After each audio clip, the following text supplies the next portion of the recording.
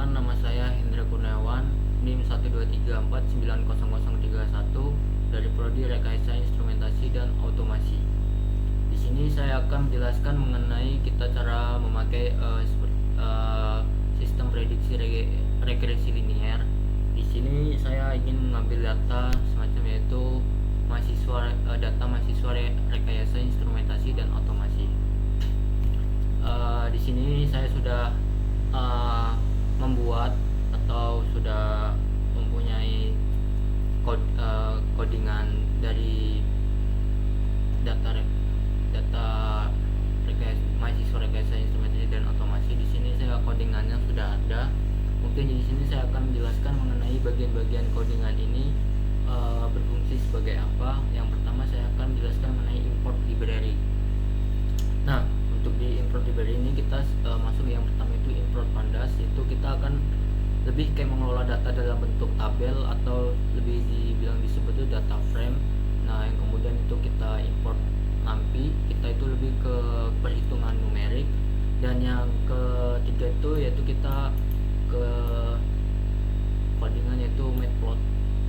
Dia ada import matplotlib. Nah, itu kita mungkin secara besarnya itu kita kayak membuat grafik atau plot gitu.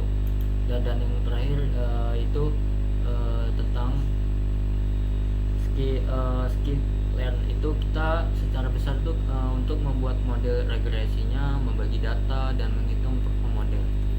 Nah, dan ini untuk fungsi dari codingan dari import library-nya. Dan mungkin selanjutnya kita bakal ke buat data damping mahasiswa. Di sini ada 3 macam, yaitu jam belajar, kehadiran, dan nilai akhir.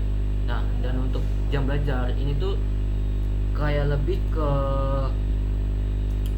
gimana ya, berapa jam lah per minggu itu selama mahasiswa belajar. Nah, dan untuk kehadiran ini itu persentase kehadiran di kelasnya tuh berapa kali gitu.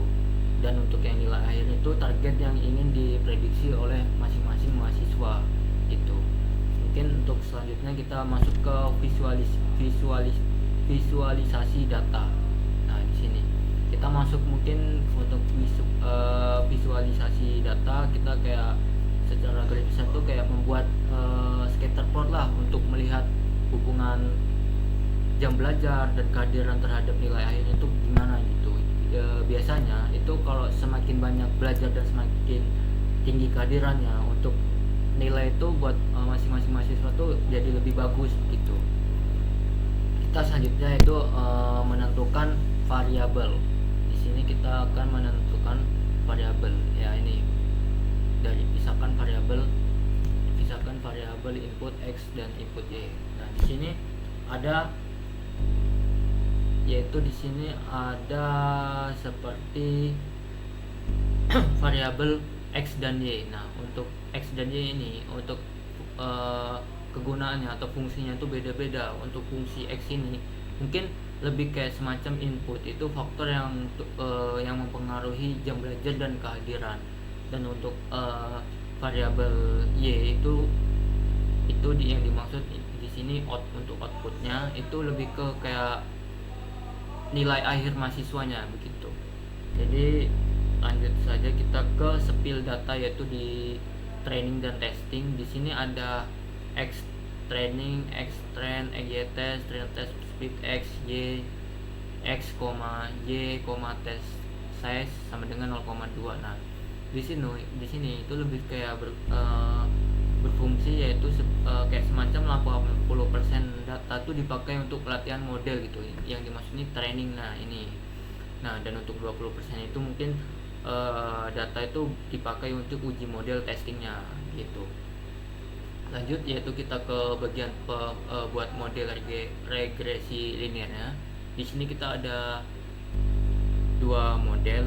Yang pertama yaitu kita menggunakan model atau linear regression, dan yang kedua itu model fit, yaitu x trend, y trend. Nah, di sini tuh mungkin secara garis besarnya itu lebih bergunanya atau berfungsinya tuh untuk membuat objek linear regression. Nah, untuk fitnya itu lebih untuk fit ini, model fit itu mungkin lebih untuk melatih model berdasarkan data trainingnya. Itu model ini itu biasanya dicari untuk untuk mencari persamaan regenerasi gitu. Baik, mungkin selanjutnya langsung aja kita masuk ke prediksi ya, atau ke evaluasi.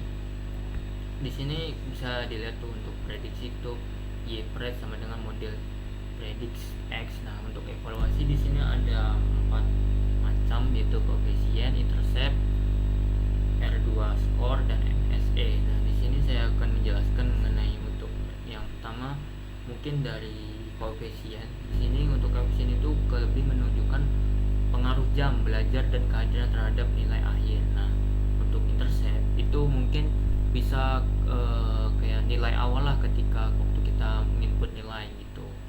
Nah, dan kemudian yaitu di R score ini itu kayak ada seberapa gimana ya, seberapa baik model lah untuk menjelaskan data itu, atau kayak semakin mendekati nilai semakin bagus gitu.